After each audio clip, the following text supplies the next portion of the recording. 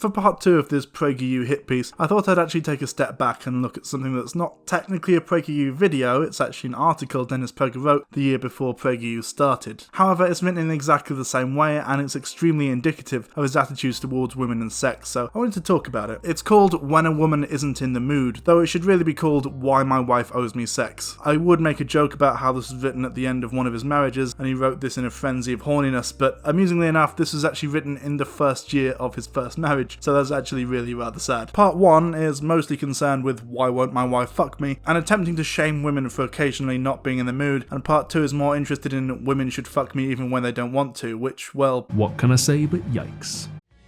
Treat your lover girl right. If you wanna make lovers rock.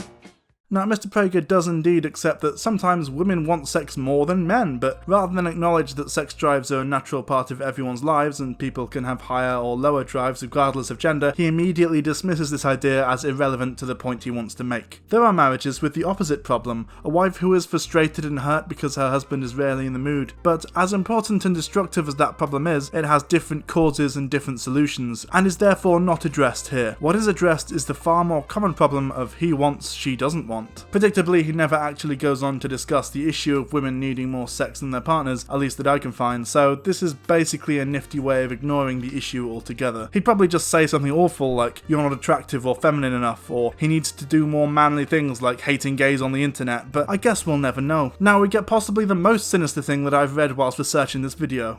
Are you ready? It is an axiom of contemporary marital life that if a woman is not in the mood, she need not have sex with her husband. Here are some arguments why a woman who loves her husband might want to rethink this axiom. Yeah, don't get me wrong, I think sex is an important part of any relationship, and I'm totally in favour of the idea that a healthy sex life is usually a good indication of the health of a relationship, although of course this is not a universal rule, and as mentioned in my capitalism and relationships video, this idea, much as it may generally be accurate, excludes, for example, asexual relationships. But that's predicated on the idea that both people want the sex to happen. I've been in a similar position, having a higher sex drive than my partner, and don't get me wrong, it did cause a few issues, but that was my problem to deal with. But also I got really upset if I thought my partner at the time was having sex just to please me, and I could tell, mostly because for me it's mostly about the cunnilingus, and if someone is letting you go down on them out of a sense of duty, you can tell. Because for one thing, it made me feel like a monster having sex with someone who wasn't into it, and also when they lied to me saying that they were. But most of all, I hate the idea that someone I'm madly in love with could feel like they have to fuck me to keep me satisfied, and feel like there's something wrong with them. Don't get me wrong, if the sex isn't there, the relationship suffers and struggles, but the solution is not just to having sex when you don't want to. If anything, that just makes the situation worse. There's then a few paragraphs convincing women that not having sex with their partner is tantamount to causing him huge amounts of unnecessary pain, and that the only way men know that their wives love them is with regular sex. There is, I'm sure, a level of truth to this, but the issue is with the framing as a purely male thing. I know a good few women, both gay and straight, who've had the exact same issue of their partners having a lower sex drive and them taking it personally. It's a purely gender-neutral problem, but Prager just likes to pretend that women are the ones who have a duty to force themselves to fuck him, not the other way around. Can't imagine why. We then get relationship counsellor Prager outlining the 5 most common reactions to this problem he sees from those pesky women complaining all the time, which are as follows. 1. You have to be kidding. That certainly isn't my way of knowing if he loves me. There have to be deeper ways than sex for me to show my husband that I love him. 2. If this is true, men really are animals. 3. Not my man. He knows I love him by the kind and loving way I treat him. 4. You have it backwards. If he truly loved me, he wouldn't expect sex when I'm not in the mood. 5. I know this, and that's why I rarely say no to sex. And then he goes through each one individually. Let's see how that goes, shall we? 1. You have to be kidding. At this point, our boy Dennis goes off on one about how women just can't understand what it's like to be a man. How difficult it is to suffer with such big cocks and bollocks. One of the most frequently asked questions of me is, Sir Alan, do you think you've got a ginormous cock? In other words, is your dick a handful, or is it that much? And I think it was a little bit longer than that, actually. Let me put it this way. My cock and bollocks stretch from Tower Bridge right up to Westminster. There's going to be a big firework display there tonight. Enjoy the views. I'm going to put it all on display, open to the public. Quite big in other places too, if you know what I'm saying. He's a big lad, all right.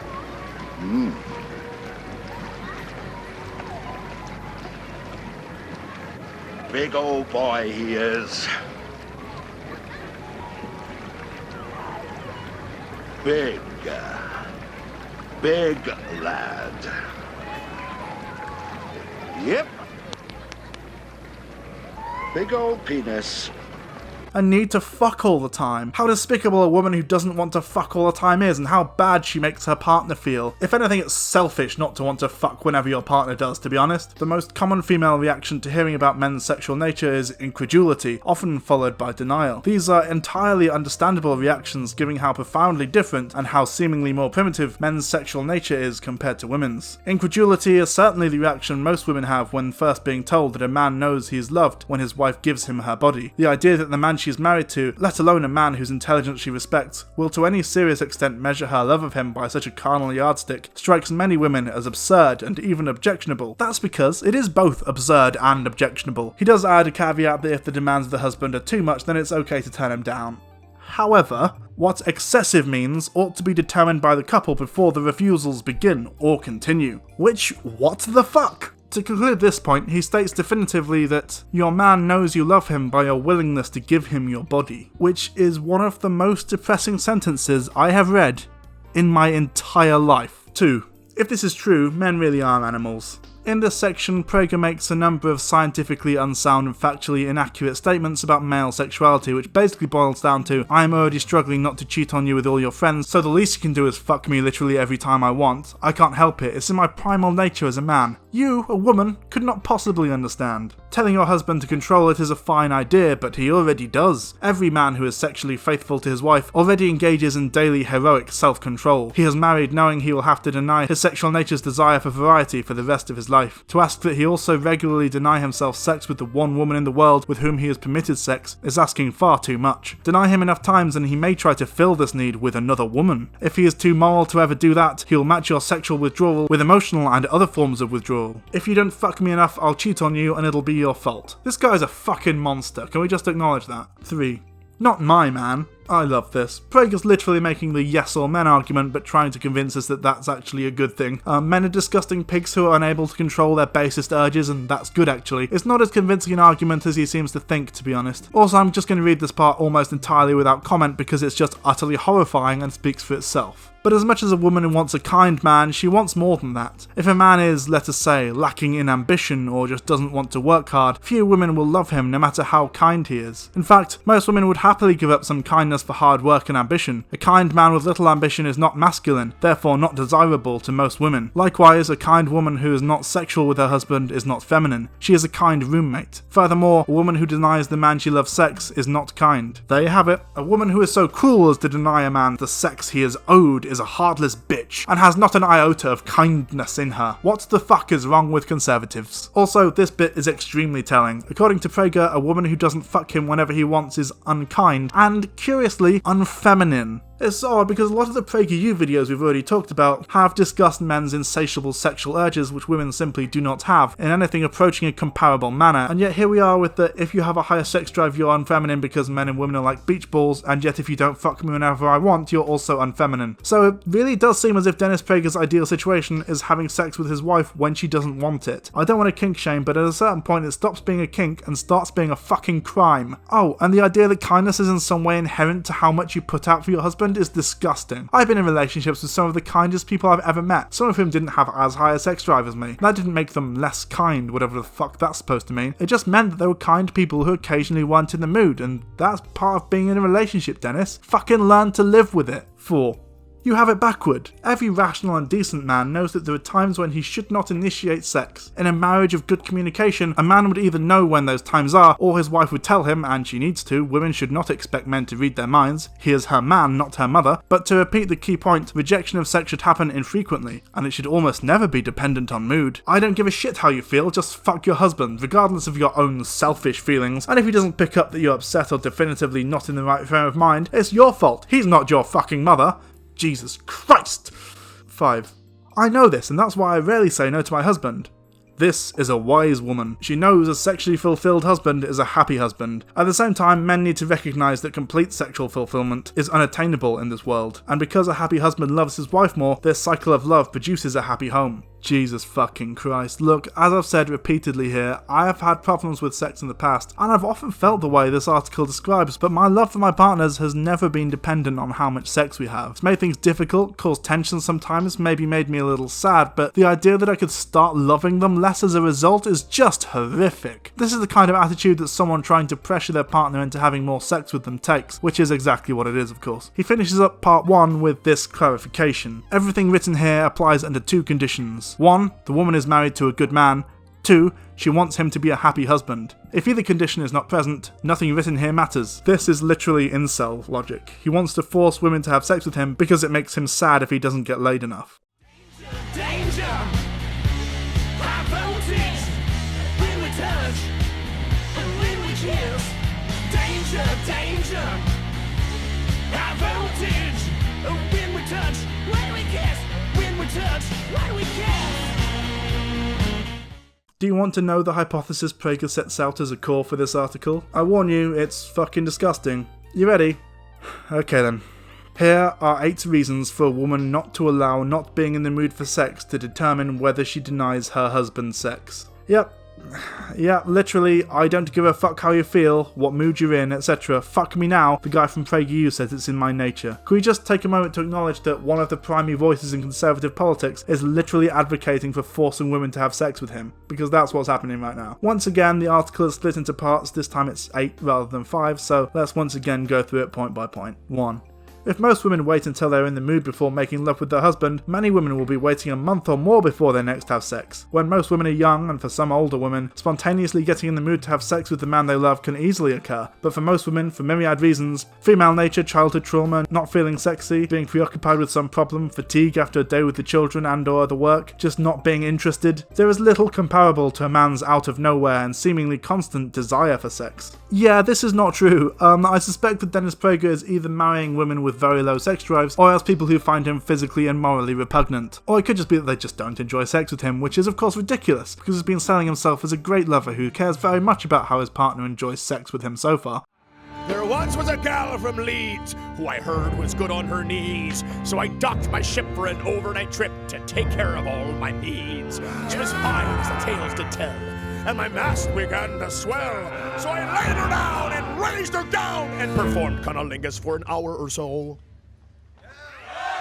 Always take care of your lady fair, 'cause they deserve as much attention down there. This man has never gone down on a woman in his entire life. Also, he does realise that there's such a thing as getting a woman in the mood, right? Or does he just whip his dick out and say it's not gonna suck itself, expecting that that'll get his wife all hot and flustered? Malcolm slapped his gigantic dick down on the conveyor belt bit by the till. The cashier blushed. Malcolm's hands went sort of clammy. Malcolm was now about 90% sure he'd misheard her.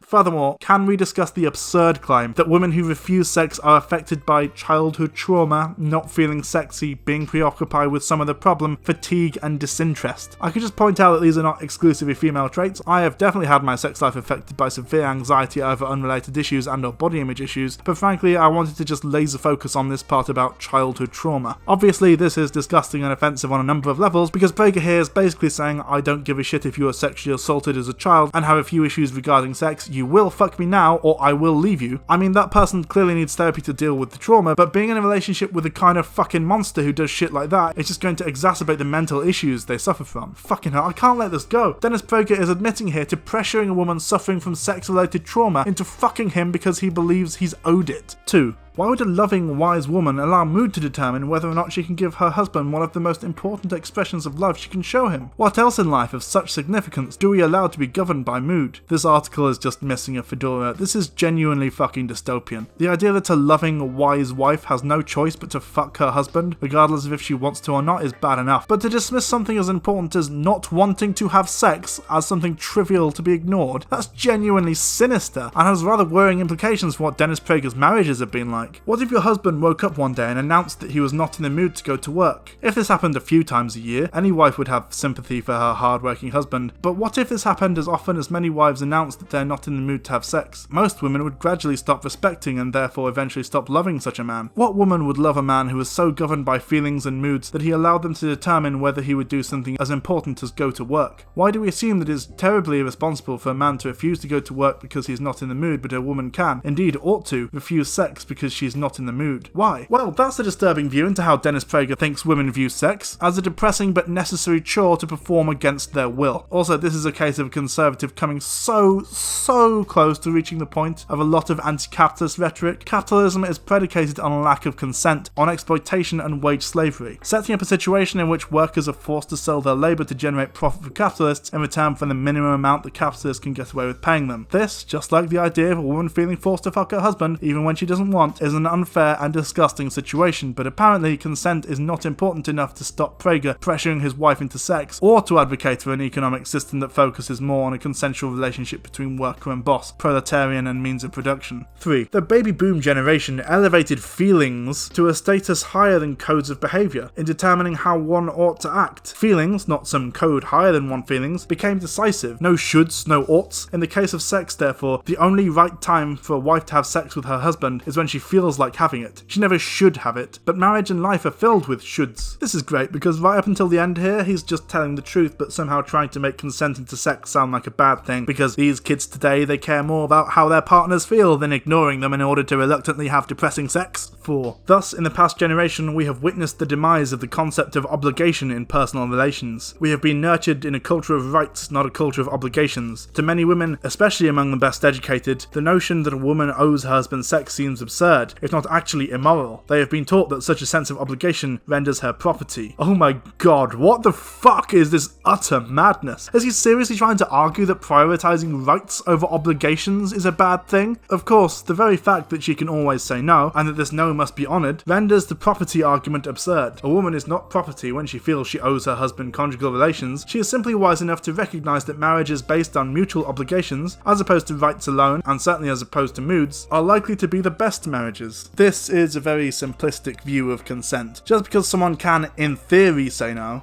that doesn't mean that there is no coercion going on. I mean, Dennis here has on multiple occasions mentioned that if a woman says no, her husband will love her less. So his wife, and presumably any woman whose husband believes this utter nonsense, believes that if she does not have sex, her husband will start to lose love for her and possibly even look elsewhere for physical affection. This is the exact same kind of implicit threat that forces workers to grind themselves to the bone. They could just stay home, but they know that their boss has no qualms with getting rid of people he sees as not taking their job seriously enough, and taking sick days might show that they're not as committed as their colleagues. So regardless of how shitty they feel that they still have to come into work. They could still say no, technically, but they live in a system set up specifically to punish them if they do. If someone puts a gun to your head and tells you to open the till, you have the option to refuse, but the consequences for doing so are potentially much more dire, and therefore takes away a lot of your free will. 5. Partially in response to the historical denigration of women's worth since the 1960s, there has been an idealization of women and their feelings. Oh no! We as a society have started respecting women's feelings more? How dreadful! So, if a husband is in the mood for sex and the wife is not, her feelings are deemed of greater significance, because women's feelings are of more importance than men's. I mean, this is clearly an issue of bodily autonomy over whose feelings are of greater significance though. If a woman doesn't want to have sex, it's her body and she can choose what to do with it, what to put inside it and so on. Therefore, it's her bodily autonomy that trumps his feelings, just like with abortion. If a woman is pregnant, her right to bodily autonomy is significantly more important than whether her terminating the pregnancy might make the father sad. One proof is that even if the roles are reversed, she is in the mood for sex and he is not, our sympathies again go to the woman and her feelings. Regarding the part about the roles being reversed, I don't know if that's necessarily true, but the fact is that our society views men as stereotypically hypersexual, so failure to measure up to this is more of a fault of societal expectations on masculinity, i.e. toxic masculinity as a result of patriarchal norms, rather than we as a society deeming women's feelings more important or whatever. 6. Yet another outgrowth of 60s thinking is the notion that it is hypocritical or wrong in some other way to act contrary to one's feelings. One should always act, post-60s theory teaches, consistent with one's feelings. It's not hypocritical, but,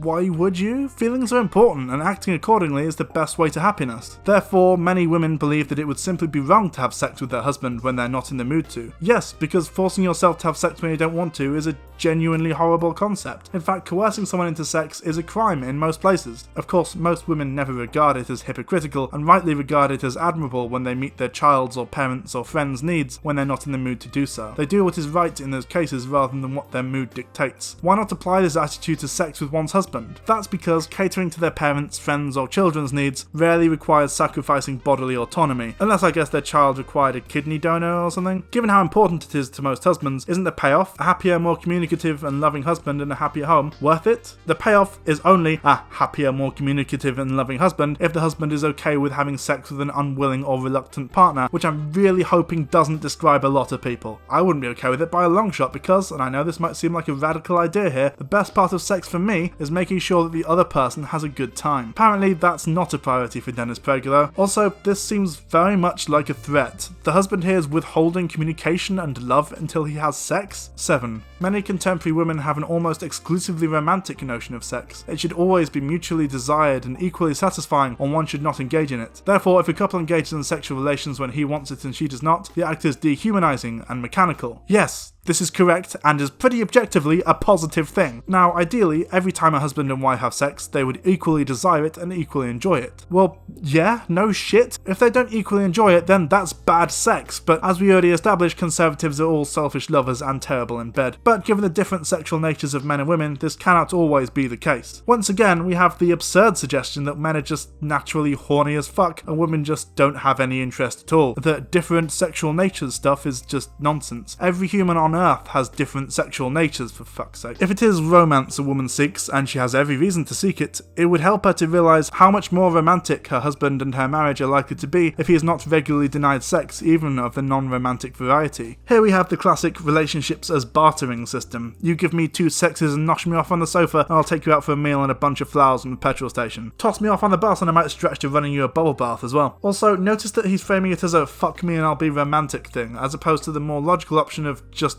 being romantic and getting her in the mood for actually wanting to have sex. 8. In the rest of life, not just in marital sex, it is almost always a poor idea to allow feelings or mood to determine one's behaviour. Facts don't care about your wife's feelings, apparently. Dennis Prager will debate his wife into submission using superior facts and logic, like the clueless libcuck she is. Far wiser is to use behaviour to shape one's feelings. Act happy no matter what your mood and you will feel happier. Act loving and you will feel more loving. Act religious no matter how deep your religious doubts and you will feel more religious. Act generous even if you have a selfish nature and you will end with a more generous nature. With regards to virtually anything in life that is good for us, if we wait until we're in the mood to do it, we will wait too long.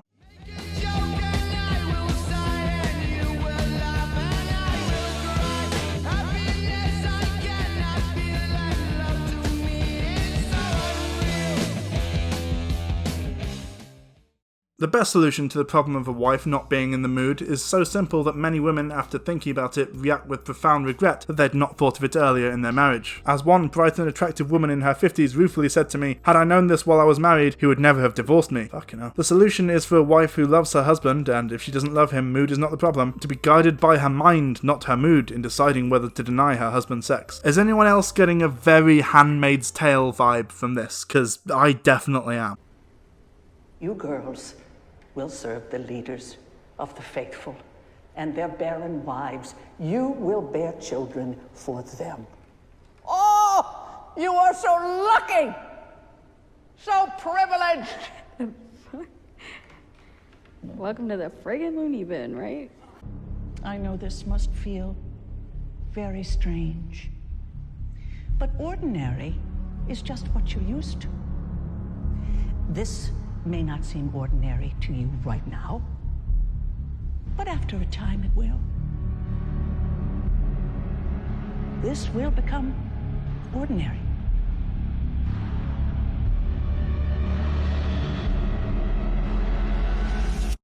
If her husband is a decent man, if he is not, nothing written here applies, a woman will be rewarded many times over outside the bedroom, and if her man is smart, inside the bedroom as well. What? With a happy, open, grateful, loving, and faithful husband. That is a prospect that should get any rational woman into the mood more often. Ah, yes, an inescapable sense of duty. Nothing sexier. There's nothing quite like threatening to withhold affection or even seek it elsewhere to get the wife in the mood. That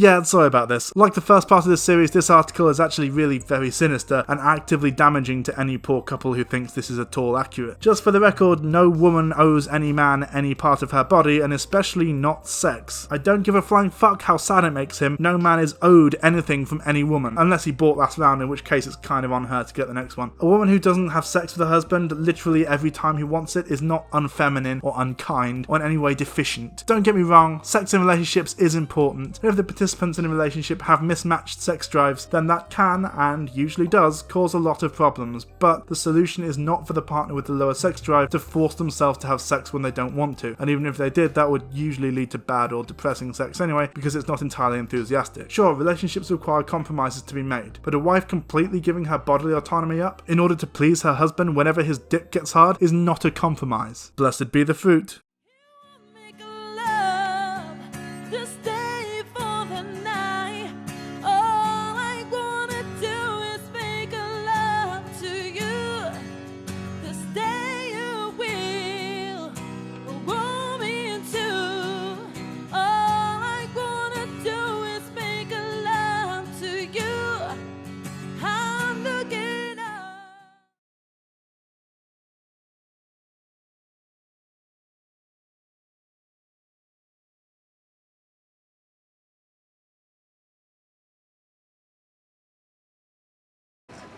Yes.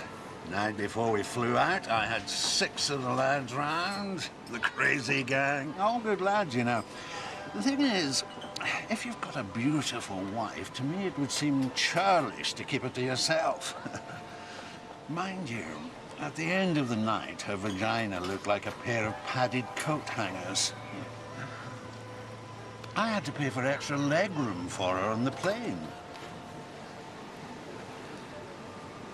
I better check on me, Mum.